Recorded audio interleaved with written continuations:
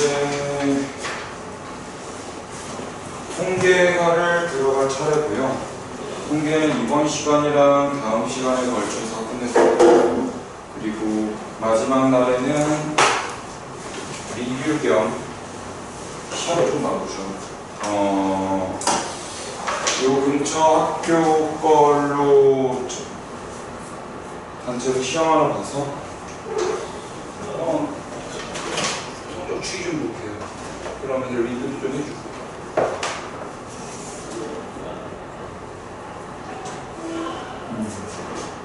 이번에 3-2 교재를 내가 만들다 보니까 3-2를 너무 많이 풀어. 문제를 너무 많이 풀어가지고 어디서 좀 괜찮은 것들이 몇 학교가 있더라고요.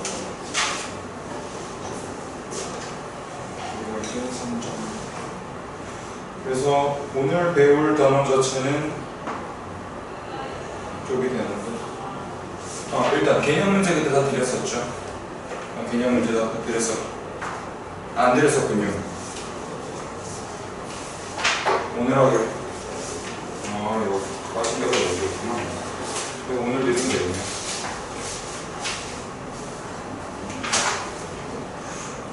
어차피 이따가 2교시 때는 할 수 있을 거예요. 그리고 개념 원리를 오늘 또 더 완성시킬 거고요, 학생들.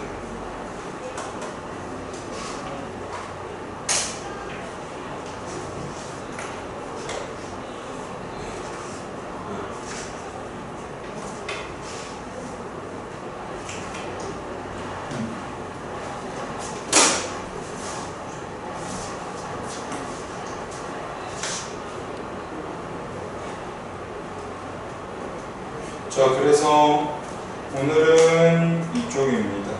드디어 통계를 나가기 시작합니다. 가볍게 들으시면 되는 단어. 이제 어려운 고비들은 다 지나왔습니다. 어려운 고비들 다 지나왔고, 보통 3학년 2학기 시험이다 라고 하면은 한 번 내지 두 번을 보는데, 3학년 2학기의 시험은 중간고사 범위, 기말고사 범위가 있다라고 생각할 거 없이 그냥 다 나온다. 모든 시험에 모든 단원이 다 나온다라고 생각하는 게 마음 편해요. 그래서 보면은 이 통계 자체의 목차가 이렇게 되어 있어요. 대표과과 산포도와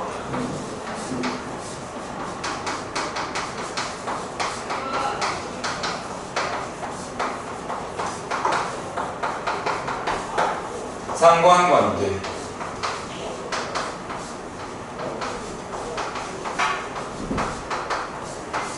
이루어져 있고요.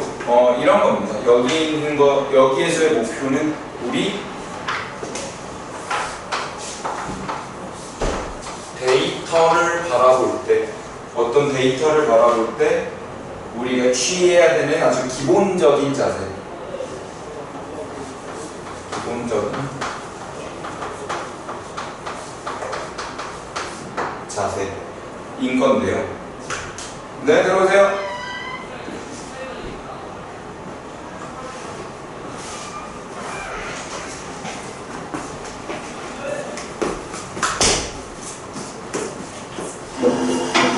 그래서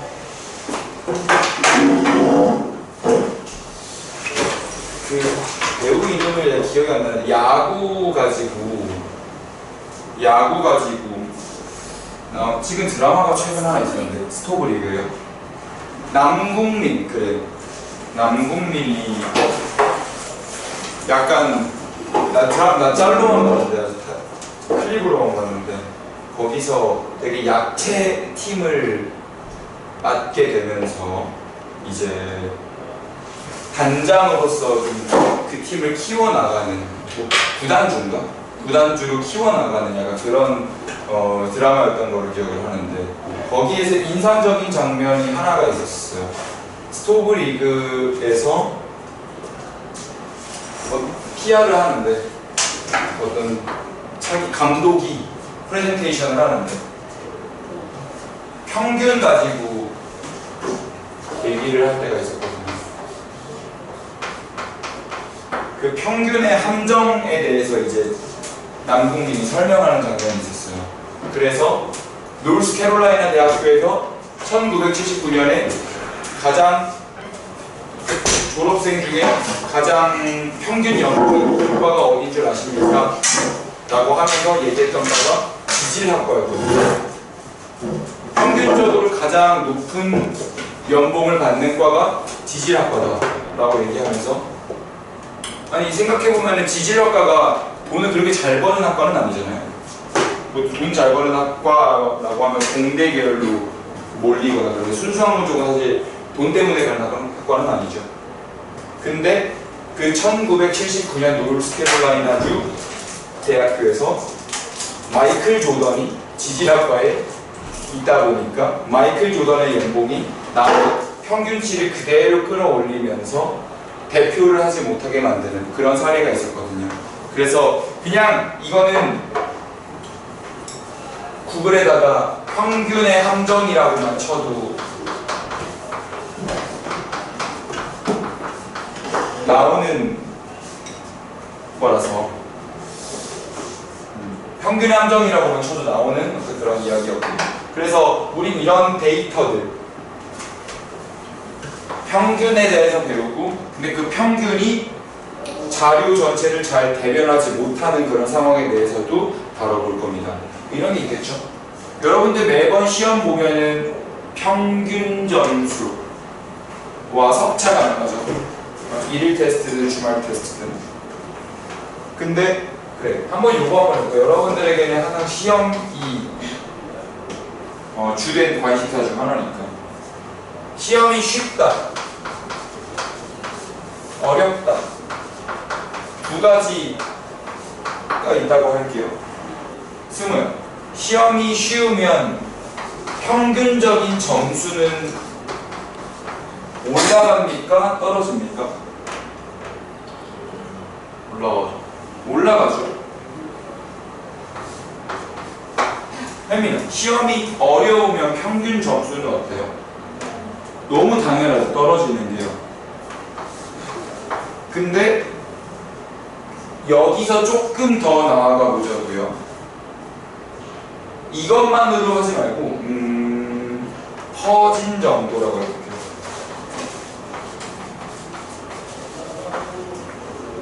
반이지 우리지 6명이네요. 이 6명이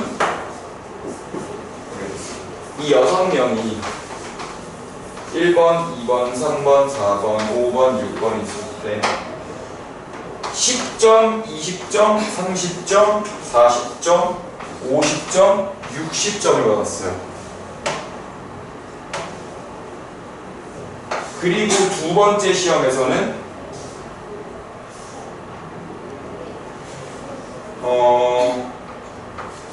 40점, 45점, 50점, 55점, 60점, 65점을 받았어요. 배경 이런 비슷한가? 이러면 평균 차이가 나니까 이렇게 하지 말고 70이지. 70을 만들어야 되니까 35, 35, 40, 45, 30 이렇게 할게요. 승우야, 요게 1번 시험 라인이었어.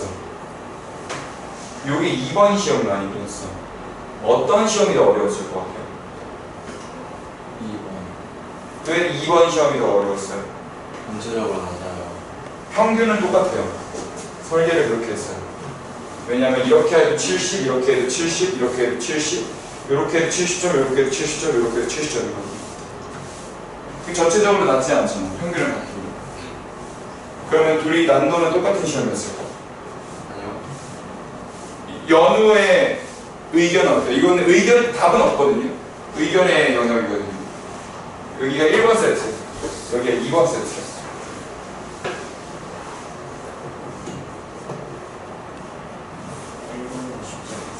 1번이 더 쉬웠어. 이유는?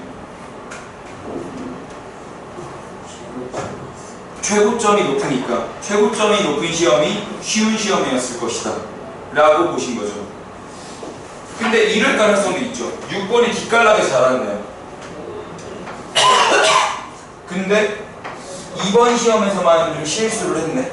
아니면 2번 시험 볼 때 과목을 공부를 좀 안 했어. 왜냐면은 전체적으로 최저 점수도 올라왔잖아요. 그래서 6번 친구가 사실은 똑같이 60점을 가져가줬다면은 사실 비교할 게 없기는 했을 텐데 얘가 이렇게 됐으니까 보통 이런 상황으로 나오면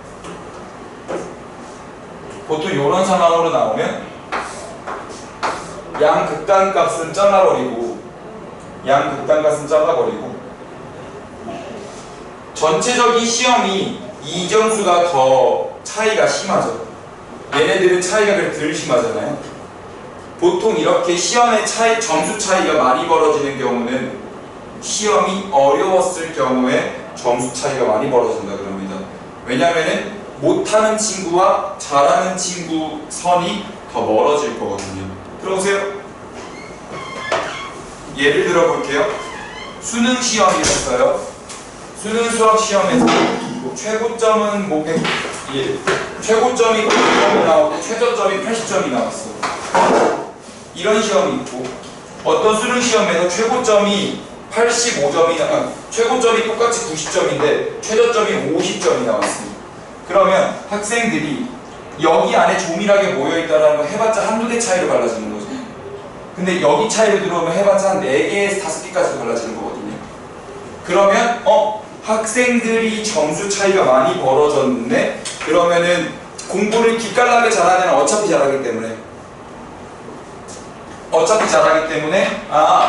공부가 좀 덜 된 친구들한테는 많이 어려운 시험이었구나 하면서 보통 쭉 커지게 됩니다. 최고점을 기준으로. 그래서 보통 점수 차이가 많이 나는 시험들은 이렇게 점수 차이가 많이 나는 시험들이 보통은 더 어려웠다라고 합니다. 여기서 실수가 있었다라고 보통 보는 게 일반적이에요.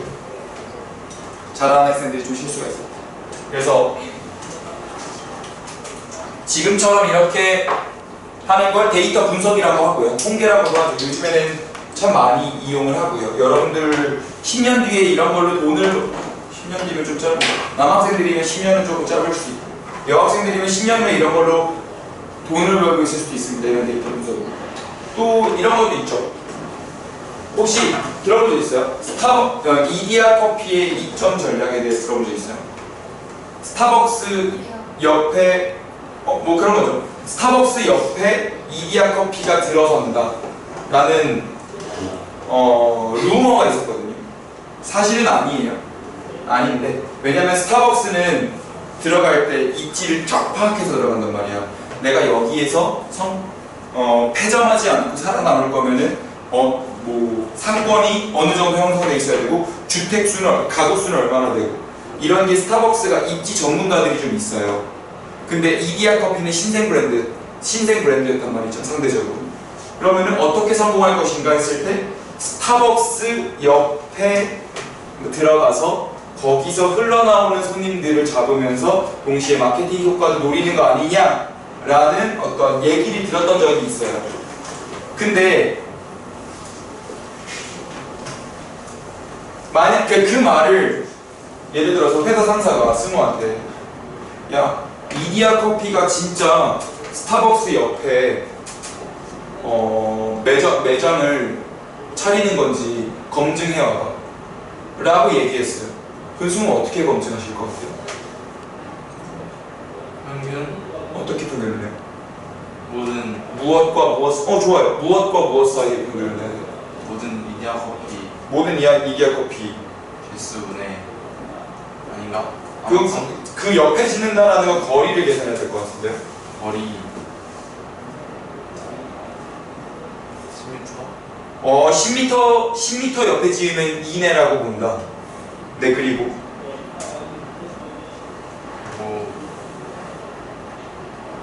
일단 분석을 퉁치기 시작했죠. 아니면 이런 건 어떨까요? 아직 조금 추상적인가요? 학원을 다니는 학생들이 학원을 다니는 수가 성적에 얼마나 영향을 미치는가를 검증하려고 합니다. 그럼 제이는 어떤 식으로 분석할 것 같아요? 기본 판을 어떻게 짜면 좋을 것 같아요? 네. 학생의 어떤 A 학생의 학원 개수 그리고 성적 분포를 기록합니다. 오, 좋아요. 그렇게 한다면 여기 끝이에요? 이렇게 눈대중을 보고 있습니다. 이런 것들 매우 실생활에서 많이 쓰이는 것들을 다루는 거고요. 여기 있는 것들은 여러분들이 사실 수능이나 이런 데에서 그 내신에서 중요한 것도 있지만 이건 정말로 실생활에 많이 쓰이고요. 여러분들이 수학과 관련된 과를 안 가면은 지금 배우는 통계 그리고 고3 때 배우는 확률과 통계, 왜 확률과 통계가 수능에서 필수 선택 과목으로 잡혔는지 알 수 있는 대목이죠. 이게 사용이 되기 때문이에요, 실제로 얘는. 그래서 수학이 지겹다라고 했을 때 사실 원주가 안 쓰겠죠. 잘 쓰이지 않아요. 근데 요거는 무조건 쓰인다고 보셔야 합니다. 그래서 정확히는 뭐 이런 거는 학원 성적과 성적 그래프를 이렇게 찍습니다. 아주 디테일한 그 기본적인 방법인데요. 그런 다음에 뭐 이렇게 찍히겠죠. 이렇게 찍혔을 때 성적이 올라가는 방향과 학원이 개수가 많아지는 방향이 만약에 이렇게 되어 있다 라고 하면은 양의 상관관계가 있다라고 볼 수 있죠. 왜냐하면은 성적이 올라가면은 전체적으로 학원이 개수가 많아지는 추이를 보이니까요. 뭐 그런 식의 분포를 찾는 이야기들을 하게 됩니다. 그래서 대표값과 상포도에서 출발해서 그 상관관계까지 가는 어떤 그런 상황들이고요. 학원에서 조는 시간과 성적과의 관계에 대해서도 논할 수 있겠죠. 보통 조는 시간이 많으면은 이렇게 했을 때 여기 조는 시간 누굴 타겟팅해서 하는 말은 아니에요. 알죠? 조는 시간이 많아질수록 성적이 그러면은 보통 이렇게 떨어진다라는 것도 볼 수 있겠죠.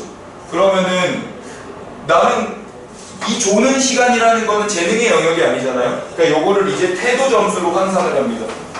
그래서 학습 태도 점수에 연결을 시켜서 이 학생이 재능과 관련 없이 얼마나 학습 태도가 나쁜가에 대해서도 평가를 할 수 있고, 그럼 그 학생의 어떤 성실도를 파악해서 나중에 그거를 지표화한다면 여러분들이 입사 지원서를 넣을 때 그 태도 점수가 나중에 회사 생활에도 연결이 될 거라는 거를 생각하고서 입사 지원팀이 볼 수도 있겠죠. 그런 겁니다. 지금 특히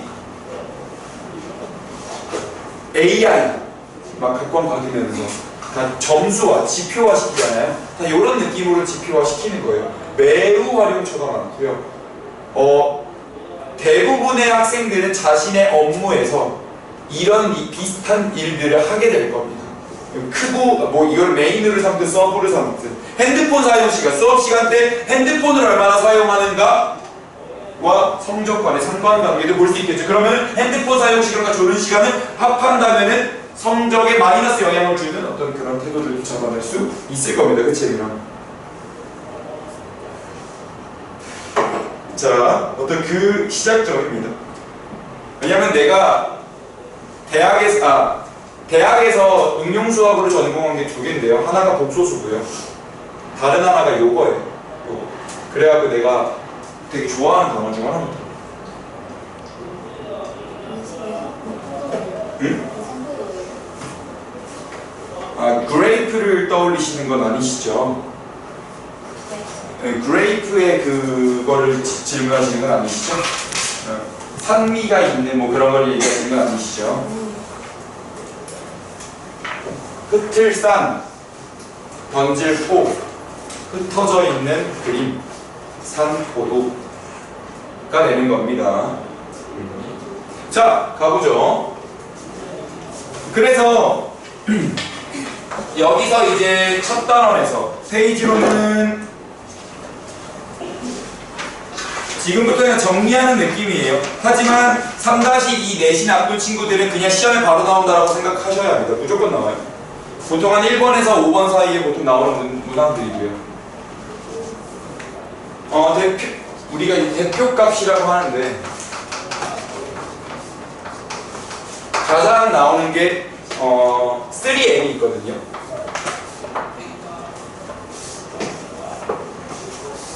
민, 미디언, 모드. 보통 이렇게 배우고요. 근데 이 민이 영어 좀 하시는 분은 민에 S 붙이면 수단이라는 뜻이 있고 민의 동의어로 인한 그 다른 뜻으로 있는 게 평균이 있다라는 거를 들어보신 분도 있을 거예요. 명사로 쓰이면. 그래서 민은 평균을 뜻하고요. 미디어는 중앙값을 뜻하고요. 모드는 최빈값을 뜻하게 됩니다. 일단 용어만 봐놓으세요. 그래서 3n이라 그러고요. 저 평균은 이런 겁니다. 우리나라 근로자의 평균 소득 얼마쯤 될 것 같아요? 평균 근로자의 소득. 나도 이거 작년 거는 모른다. 올해 거는 모른다. 작년 거는 모른다. 작년 거는 나오거든요. 700. 오. 당신은요? 400. 얼마일 것 같아요? 검색하면 바로 나오거든요. 매년 통계로 나옵니다. 500, 700, 400, 500. 제인이는요?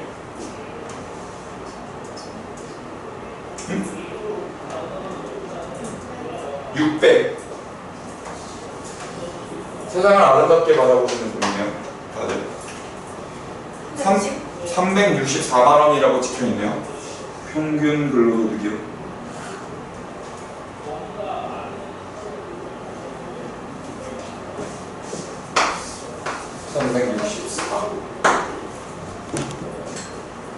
연봉으로 따지면 4천이 좀 안 되죠. 근데 서울의 집값은 한 15억 정도 되죠. 근로소득으로 돈 벌어서 집을 사는 게 아니다. 이런 결론이 나올 수도 있고요.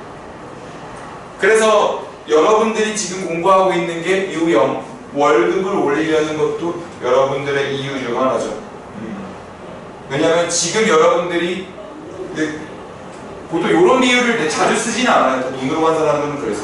막말로 여러분들이 지금 여기 학원으로 태우고 있는 돈 한 달에 100, 최소 100은 넘어가죠? 최소 100일 거 아니에요? 그러면 1년으로 따지면 1200이고요. 여러분들 대략 4년에서 5년쯤 남으셨죠? 그러면 4800에서 6000쯤 나왔고요. 그런 다음에 그렇게 해서 뭐 할까요? 대학 가시려고 하잖아요. 대학 등록금 들어가면 한 4천만 원 나오거든요.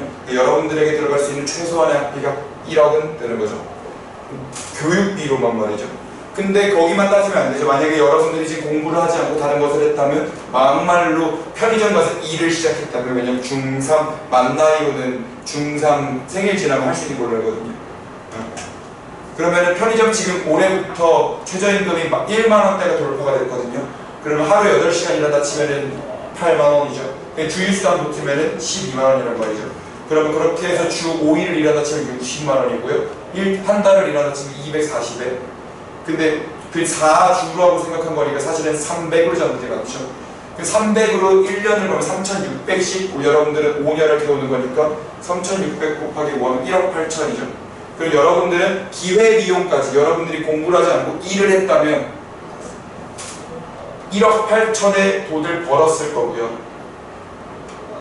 여러분들 지금 가서 일을 하더라도, 물론 패급이면 알바가 그냥 잘리겠지만 그 정도 일할 때는 많이 있으니까. 근데 여러분들은 최소한 학원비로 졸업하기 전까지 6천을 태우잖아요. 그러니까 여러분들은 최소한 2억 4천의 투자를 들어가서 투자를 받고서 하고 있는 거죠. 왜요? 나중에 최소한 2억 4천 이상의 아웃풋을 보여줄 거니까. 그것 때문에 여러분이라는 벤처기업이 투자를 받고 있는 거 아닙니까? 어떤 주주로부터? 부모님이라는 주주로부터. 부모님이 왜 잔소리를 하겠어요? 벤처기업이 내가 좀 잘해볼게. 내가 최소한 2억 4천에 마진을 내볼게요 라고 보고서를 쫙 써놔서 오케이 너 할만하겠구나 해서 돈을 빌려줘서 자금을 대줬어요. 근데 돈을 받고서 얘가 딴 소리 들어요. 하기 싫어 학원 안 갈래 하라고 얘기해요. 그리고 이렇게 와서 자요. 최소한 나는 시간이라는 1억 8천과 실제 명목 비용 6천만 원을 빌려줬는데 투자받은 벤처 기업이 처음에는 막 열정에 붙어가지고 막 공부하다가 나중에 자요. 그러면 돈을 빌려준 입장에서는 어때요? 2억 4천 빌려줬어. 친구한테 2,400원만 빌려줘서 안 갚으면 개빡치거든요. 근데 2억 4천을 빌려줬어. 근데 그 돈을 받고 자요. 2억 4천만 원어치 잠을 잔다고. 그러면 집에서 감정적으로 대응하는 것도 일견 이해가 됩니다. 그죠? 여러분들이 공부를 한다는 건 나는 최소한 2억 4천의 아웃풋을 내겠다라는 자신감을 갖고 사시는 거예요. 2억 4천 이상의 아웃풋을 뽑아낸다는 거. 그래서 이거를 더 받아서 지금 할 수 있는 것보다 나중을 위해 더 받아서 이거 올려갖고 갚겠다라는 거거든요. 그 2억 4천 내가 갚을게. 이거 올려받아가지고 지금 하면은 높지 않을 테니까 내 몸값이. 그러면은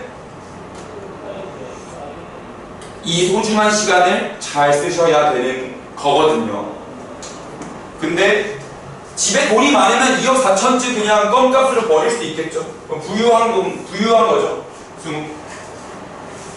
부유한 거 아니에요? 아니면은 시간이 48시간인가요? 뭐 그럴 수도 있죠. 뭐 그러면 좀 자도 돼. 아니 뭐 별 얘기는 아니었어요. 집이 부유할 수도 있지. 그럼 내가 스무고고 형이라고 할 수도 있지. 원래 부자가 다 형이니까. 그죠? 자, 그래서 아까 전에 평균 근로소득 364만 원이었거든요. 이게 무슨 뜻이에요? 근데 평균 364만 원이라는 게 모두가 그러니까 길 가다가 당신 얼마 벌어요? 364만 원 이라고 그냥 할 수 있는 거라고요. 그러니까 그걸 대표한다고 하는 거라고요. 왜냐하면 너무 많은 사람들을 다 물어볼 수는 없잖아요. 그러니까 이 나라가 그냥 한 364만 원쯤 버는구나 그거잖아 라고 생각하는 거죠. 그걸 대표한다 그러는 거거든요. 근데 그럼 이재용한테 가서 월에 얼마 벌어요? 364만 원 버시는군요 라고 할 수는 없겠죠. 364억이 더 빠르겠죠. 그래서 요거만으로는 부족해요. 뭔가를 대표하는데. 그래서 이런 장치들을 해놓는 겁니다. 왜냐하면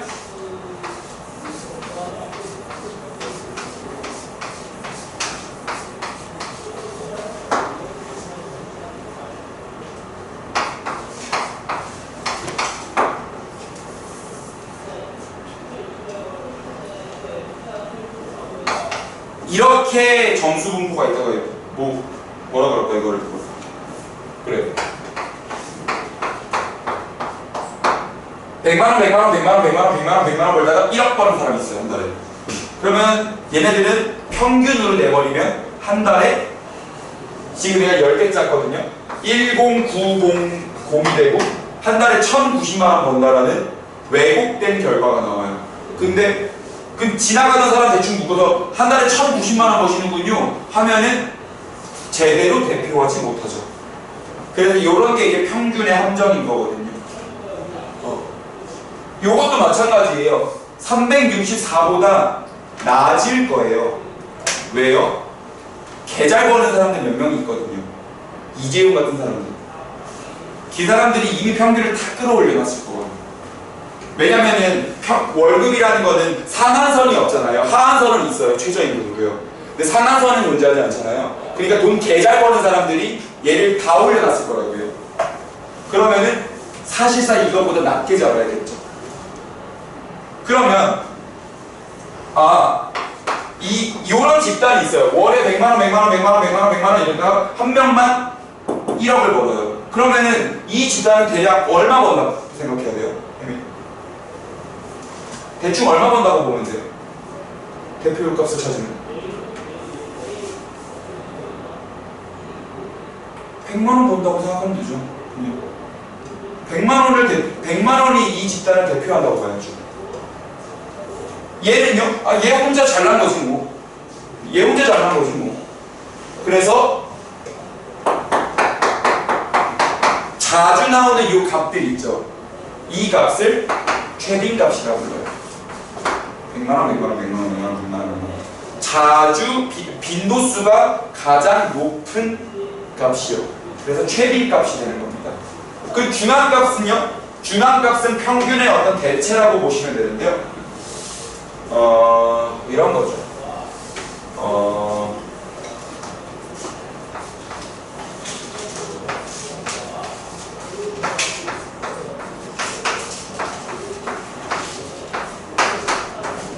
이렇게 하나가 극단적이에요, 값이. 그러면 여기서 평균을 내면 얘가 다 끌어올리는 거라고요, 평균을. 그러면 평균이 얘네들을 대표한다고 볼 수는 없어요. 그럼 요렇게 이런 걸 이제 이상치라 그러거든요. 이상치, 극단적인 값. 이상치가 있을 때는 근데 또 이런 식으로 겹치는 값이 많이 있으면 최빈 값을 쓰면 되는데 겹치는 값도 없죠. 10 여기는 다 하나씩만 나오잖아요. 그러면 이때는 순서를 매겨. 오름차순으로 순서를 매겨요. 10, 20, 30, 40 이렇게. 그런 다음에 1번, 2번, 3번, 4번, 5번, 6번, 7번, 8번 했을 때 4번과 5번이 딱 가운데에 있거든요. 그 얘네들의 평균을 냅니다. 45. 이게 중앙값이에요. 가운데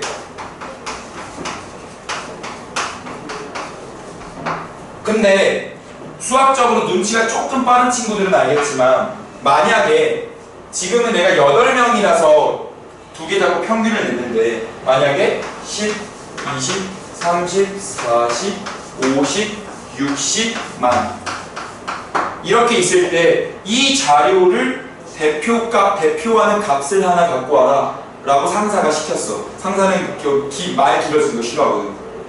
그러면 10 이걸 평균을 낼 게 아니라 순번을 매긴 다음에 가운데 있는 거 40을 그냥 대표값이라고 주면 되죠. 우린 그거를 중앙값이라고 부릅니다. 그래서 이 세 가지가 모두 잘 쓰이는데요.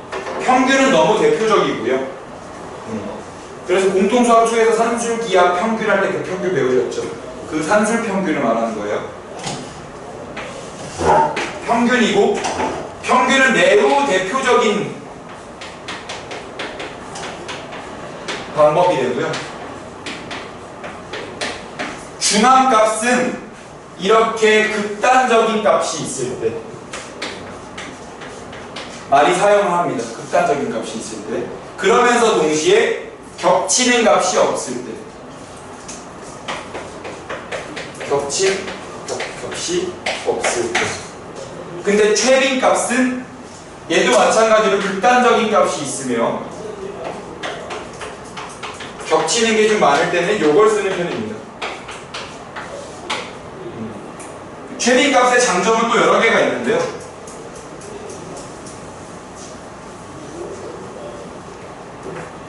우리가 옷 사이즈 할 때 보통 이제 X 스몰 이렇게 조사를 했어요. 미디움, 라지,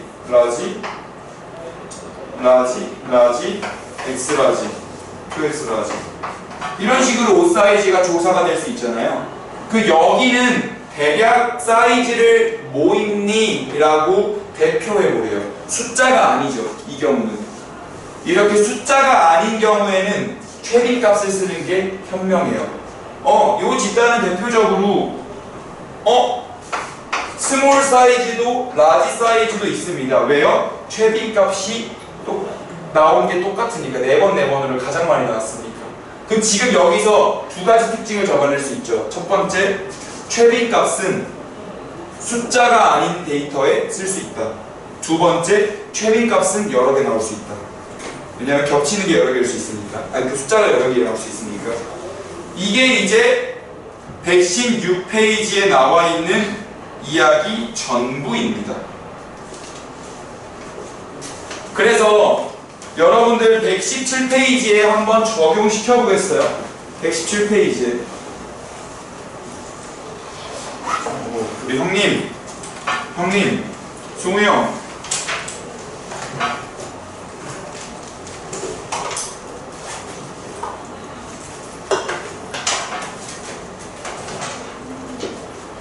우리 승우 형.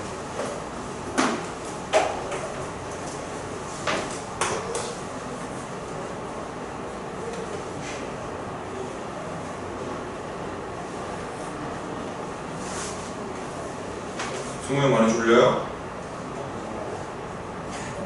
뭐라는 거야?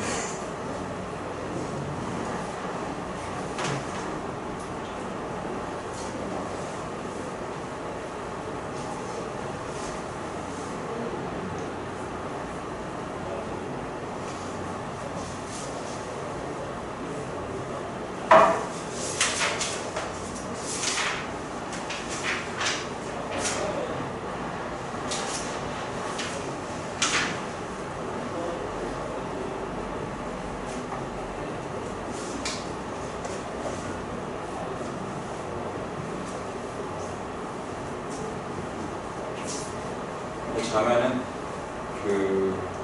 내 권한 부여를 authority를 줄 테니까 찌르세요. 이게 등발이 있어가지고 잘 안 들어가니까 양손으로. 아 그래요? 물을 줘야 되나?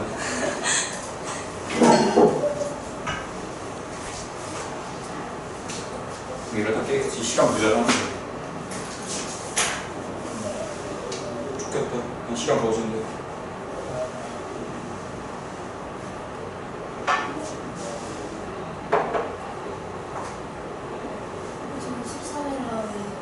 네, 계약이라면서요. 주말에 와야지 뭐.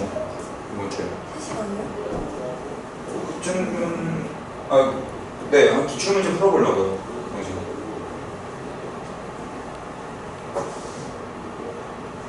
시험이도 계약이 됐죠. 토요일이랑 일요일 중 언제 괜찮아? 토요일에 괜찮아? 몇 시간은 혹시 상관없어요?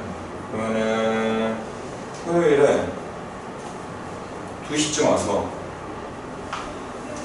2시 반쯤 와서 기출문제 하나 풀고서 들어오시면 그 다음에 그거 리뷰나 좀 하는 시간 갖자.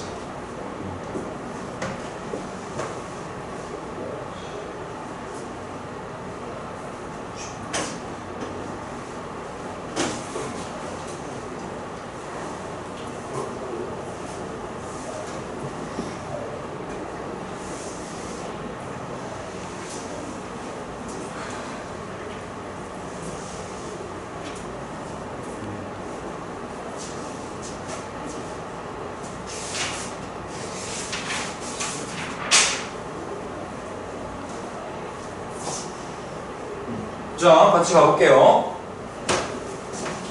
그래서 원주강이나 이런 것보다 훨씬 할만하다는 느낌이 드실 겁니다. 다음 자료의 평균을 구하래요. 평균은 전체를 다 더한 다음에 개수를 나누는 거죠. 그래서 총합을 구하면은 1, 8, 14, 9, 14, 19, 23, 25니까 1의 자리는 5일 거고 2가 올라갔으니까 1, 2, 3, 4, 5, 6, 8, 105 합은 105일 거고요. 개수는 7로 나누는 그런 거죠. 그래서 15 요거는 뭐 대표를 잘 하는 것 같죠? 전체적인 데이터 분포를 잘 숫자 하나로 나타내는 것 같아요. 자, 여기 같은 경우는 8 지금 어떻게 하고 있는 거냐면 1의 자리 숫자를 먼저 더하는 겁니다. 1의 자리 숫자 길이만. 얘는 뭐 너무 쉽겠죠. 8, 15, 21, 28, 34, 42, 45, 52.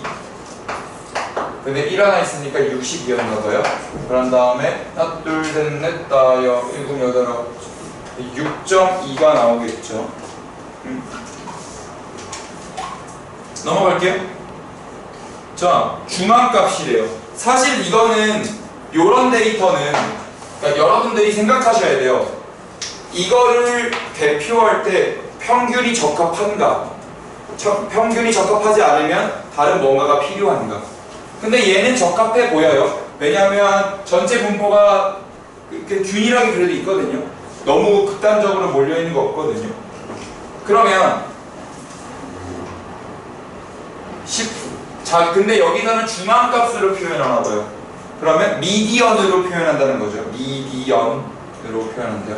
그러면 3, 5, 5, 6, 8, 9, 10 이렇게 됐을 때 1, 2, 3, 4, 5, 6, 7 7개이므로 중앙값은 네 번째가 돼서 중앙값 6 6 괜찮죠? 6 정도 되면은 그래서 여기 주세요. 시간 부자한테 이렇게 될 거고 좋겠다. 시간 부자 나도 얘 같은 경우는 2부터 13까지 분포하니까 얘도 평균이 적합하기는 해요. 근데 그냥 중앙값으로 나타내나봐요. 그러면 2 5 7 7 8 9 10 13 여기 보면은 개수가 8개거든요 그러면 짝수일 때는 가운데 값이라는 게 존재할 수가 없어요. 왜냐면 8개면 이렇게 4개 이렇게 4개가 그냥 반으로 쪼개지거든요. 1, 2, 3, 4 5, 6, 7, 8 이렇게. 그러니까 여기와 여기에 평균을 따로 또 계산하는 거죠. 그러니까 중앙값은 네 번째와 다섯 번째 별량의 평균이 돼서 네 번째는 7, 다섯 번째 8이니까 7.5가 됩니다. 가 될 거예요. 어렵진 않았고요. 최빈값을 구해라. 가장 편하죠. 그냥 눈대중으로 쓱 스캔하면 됩니다. 그러면 요런 게, 자, 보면은 느낄 수 있죠. 58이 등장했어요. 평균 내면은 왜곡이 될 가능성이 있습니다. 전체적으로 58이 끌어올릴 거거든요. 이재용 같은 사람들, 평범한 사람들의 이재용 같은 사람. 부자가 되고 싶나요? 내비두세요. 부자니까. 시간 부자잖아요. 이상적인, 이거, 최빈값으로 구해야 돼요, 평균이. 원래, 수고 부자예요. 시간도 부자고 뭐 부자면은 형님으로 해줘야죠. 형 되고 해야지. 자, 최빈값은 18이 될 거고요. 아직 절박하지 않아서 그래요. 어쩌겠어요. 7, 9, 9, 9 여기 12도 3개네요. 보면은 12도 3개고요 9도 3개예요. 그러면 여기 있는 자료는 12와 9가 들어간다라고 볼 수 있죠. 이때 12와 9의 평균을 내시면 안 돼요. 그 최빈값은 의미가 없어진다고. 최빈값은 그 값이 많이 드러난다는 게 중요한 거지 12와 9의 평균을 내서 11.5가 많이 나온 게 아니잖아요. 그러니까 여기서는 12, 9라고 쓰셔야 돼요. 얘네들의 평균 내는 거 아니야, 개념적으로. 아, 오랜만에 데이터 분석도 하고 있네. 내 부업을 하거든요. 주말에는 그 데이터 분석 일을 하거든요. 그래서 정확히는 이직하시려는 분들에게 데이터 분석을 가르쳐요. 그러니까 일요일에 이제 저녁에 또 이런 일 하는데 이런 거 많이 합니다. 따릉이 데이터. 온도가 높을 때는 따릉이를 많이 탈까요? 안 탈까요? 체리.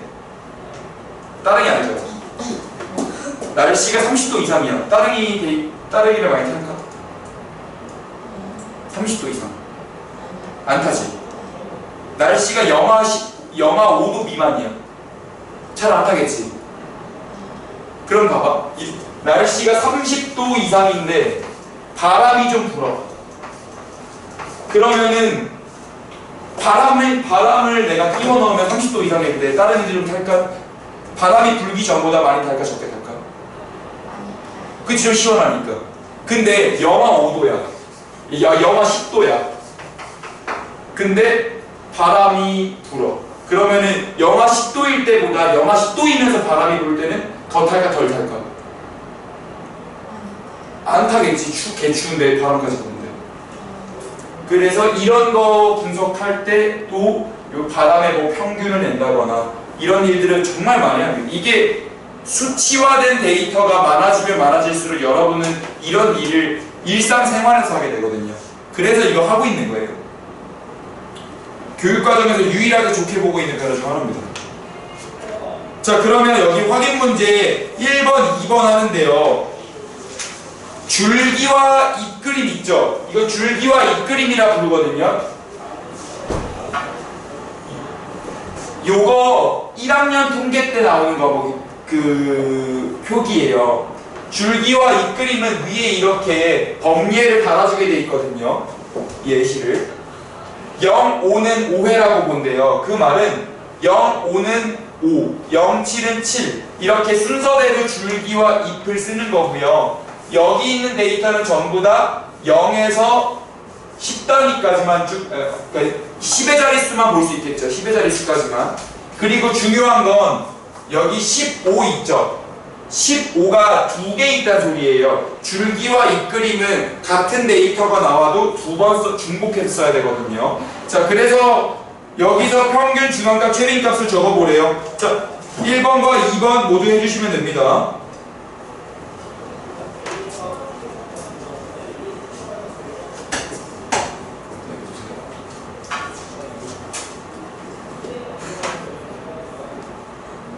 (3-2) 3-2 그냥 공부해보면 알겠지. 통계가 쉽잖아요.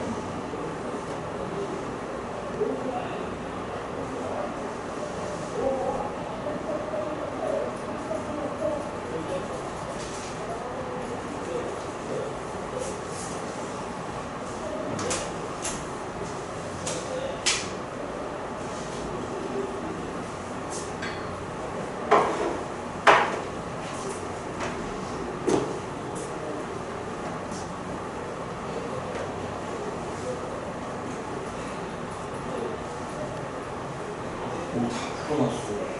멋진데?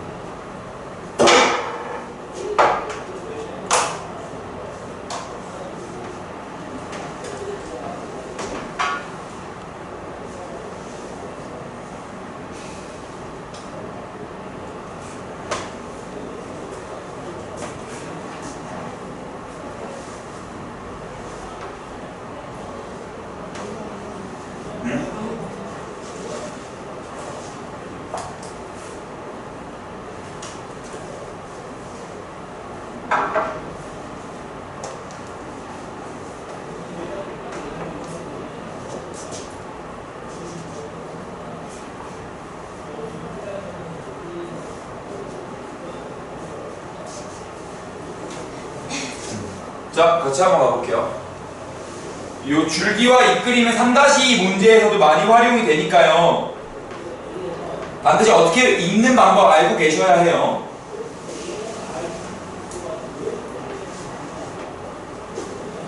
자, 요거는 이게 윗몸 일으키기 기록이래요. 와, 생각만 해도 끔찍해. 힘들어. 지금 보면은 가장 작은 값이 5고 가장 큰 값이 36인 상황이에요. 그리고 막 극단적으로 막 60몇 개 이렇게 윤성빈 같은 사람은 없는 것 같아요. 그러면 평균도 괜찮다 이렇게 보여지고요. 사실은 최빈값이 어울리는 상황 같지는 않아요. 왜냐하면 최빈값은 해봤자 2개거든요, 데이터가. 그래서 최빈값은 15가 되겠죠. 그 중앙값은 여기 하나, 둘, 셋, 넷, 다여, 일곱, 여덟, 아홉, 10개니까 앞에서부터 5등과 6등을 찍으면 되죠. 1, 2, 3, 4, 5등 1, 2, 3, 4, 5, 6등이니까 15와 18의 평균을 내줘야겠어요. 2분의 33이니까 16.5. 자, 평균을 좀 보죠. 평균은 요거 계산할 때도 1의 자리를 먼저 넣을게요. 12, 5, 25, 33, 34, 38, 44. 그러면은 1의 자리는 4고 나중에 4를 또 더해줘야 되는데 10, 20, 30, 40, 60, 80, 100, 130, 174네요. 근데 이거를 10으로 나누니까 17.4로 나오겠습니다. 여기는 소수를 적는 게 편해요. 자, 넘어갈게요. 자, 구두가게에서 판매 중인가봐요. 여기도 마찬가지로 그래, 요런 데이터일 경우에는 평균이 그다지 적절하지는 않아요. 왜냐하면 자, 이거 평균 내볼게요. 근데 우리 발 사이즈가 수제화가 아니면 235, 뭐 250, 275 이런 식으로 딱 떨어지게 나오잖아요. 내 발이 282더라도 난 280을 신어야 되죠. 아니면 285를 신던가. 지금처럼 이렇게 딱딱 끊어져 있는 데이터들일 경우에는 평균이 적합하지는 않아요. 자, 볼게요. 지금 235, 240, 245, 250, 255, 260 이렇게 있다고 해볼게요. 235는 230도 있네. 230 하나, 235 하나, 240은 4개, 245는 2개, 250은 1개, 255도 2개, 265가 1개, 뭐 이렇게 찍혀 있는 거죠. 그러면 여기에서 평균을 찾을 거면요, 230 곱하기 1, 235 곱하기 1 이렇게 되니까 내 생각은 이래요. 평균 구하라고 여러분 문제 나올 수 있잖아요. 그러면 이렇게 가는 게 편하다고 생각해요. 개수는 12개거든요, 총. 그러면 230 곱하기 12를 해요. 그리고 어차피 차이가 나는 건 230에서부터 0, 5 이렇게 가는 거잖아요.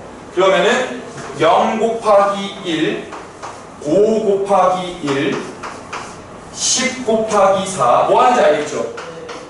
어차피 230을 동등하게 더해주니까 미리 다 더해버리고 끄트머리 남는 것만 이렇게 해주자고요. 그러면 이게 암산 처리가 돼요. 0, 5, 4, 10, 14, 40 14, 40 15, 2, 30 20 25, 2, 50 35 차이가 나니까 그냥 30. 요 정도로 하는 게 계산이 빠를 거예요. 계속 100의 자리 덧셈을 하고 있는 것보다. 그러면 70, 90, 140, 180 더하기 230에다가 12 곱하니까 요것만 계산하면은 2760이죠. 04 2940이거든요. 전체 합이. 그러면 이 2940을 12로 나눠. 2940 12로 나누면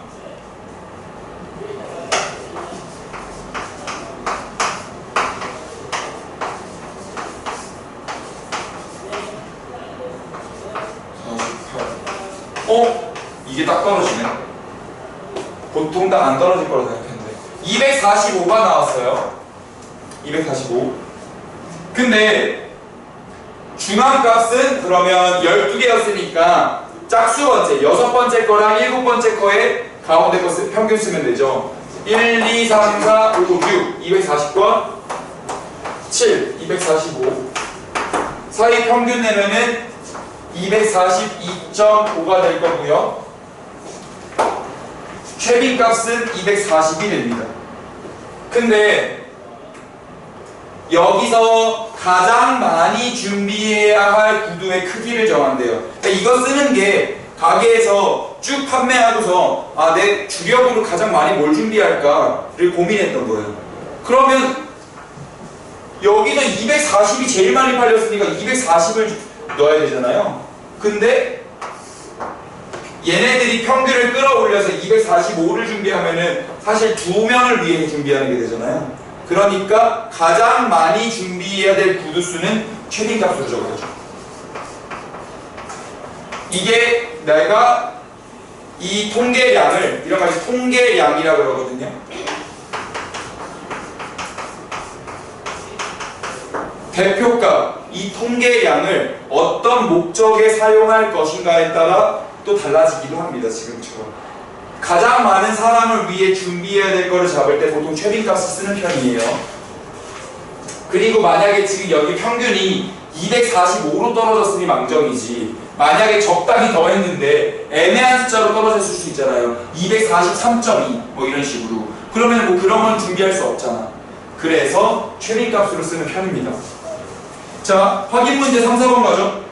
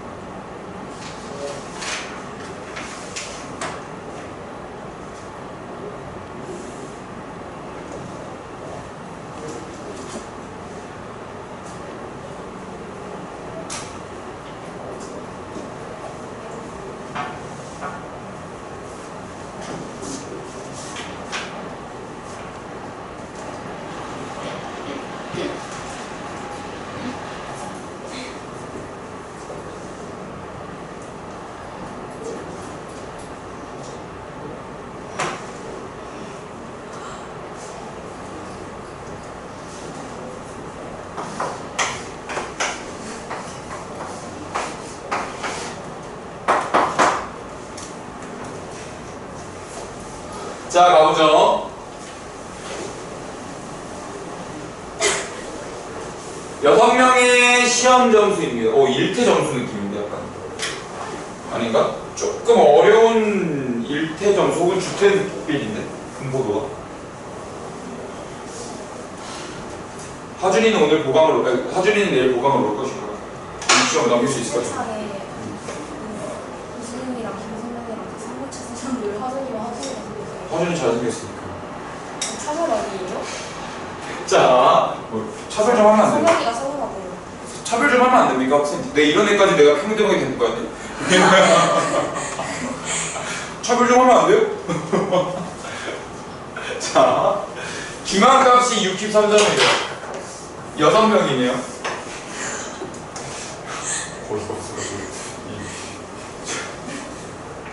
자, x가 몇 점인지를 몰라요. 46, 52, 59, 71, 78로 났을 때 이때 x가 어디에 있든 간에 뭐 여기에 있든 상관없어요. 여기 있다가 맨 앞에 있다 가정할게요. 그러면 하나, 둘, 셋, 넷, 다, 여섯이니까 어쨌든 52는 포함이 돼요. 만약에 x가 여기 있었다 가정해봐요. 하나, 둘, 셋, 넷, 다, 여섯으로 들어가죠. 만약에 x가 여기 있어봐요. 그러면 하나, 둘, 셋, 세 번째가 뒤로 갈수록 바뀌게 되네요. 이런 식으로 x가 몇 점인지에 따라 달라지거든요. 그런데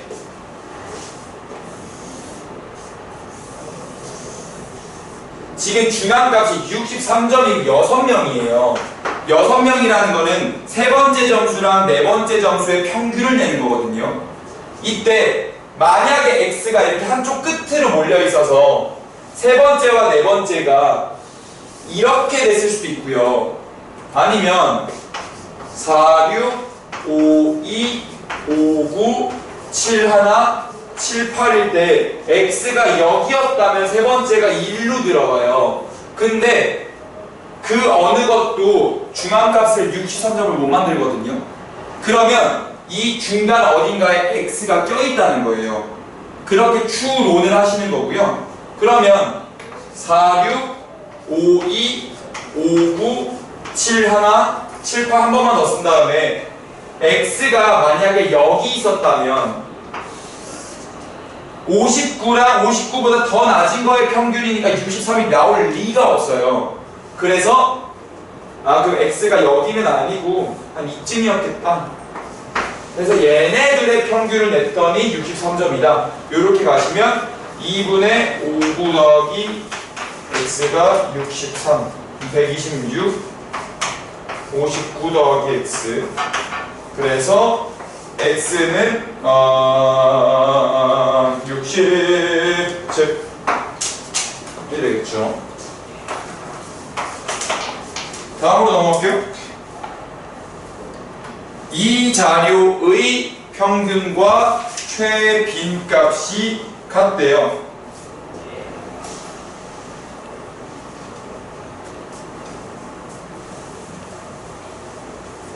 그러면 최빈값은 구하기가 쉽거든요. 일단 가장 낮은 것부터 순서대로 써볼게요. x를 제외하고 11,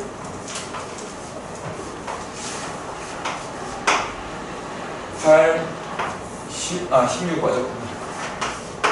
8, 11, 13, 3개, 10, 16. 이렇게 x를 제외하고 다 쓸 수 있는데 x가 다른 무엇이 되든 최빈값은 13으로 고정되어 있어요. 그러면 최빈값이 13이니까 평균도 13이라는 걸 알 수 있고요. 그랬을 때 이 8개 자료의 평균을 내보면 그게 8개 평균이 13이라는 거거든요. 그럼 이렇게 한번 해볼게요. 1번부터 8번까지의 총합을 구하고 8로 나눈 게 13이잖아요. 그러면 1번부터 8번까지의 총합은 38에 24, 104라는 거예요. 그러면 요 앞까지의 총합만 구하면은 거기서 빼면 x가 나오겠죠. 그래서 앞까지의 합을 구해보면 18, 29, 42, 55, 68, 84가 되니까 x를 뭐야 20이었네요. 이런 식으로 제일 끝에 있었네. 구할 수 있어요. 즉 이런 겁니다. 평균은 총합 나누기 개수가 평균으로 들어오니까 반대로 평균과 개수를 알면 총합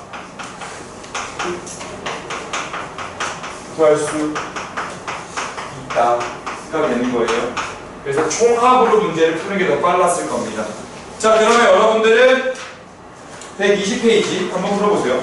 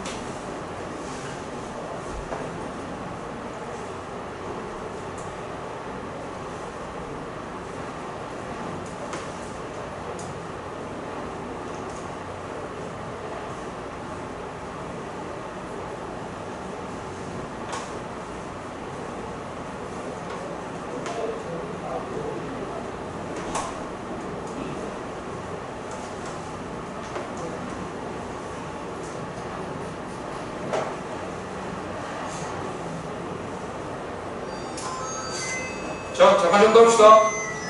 쉬었다가 2교시 때 조금만 더 진도 나가고 그러고 주택 복습할게요. 개념 문제 드리고.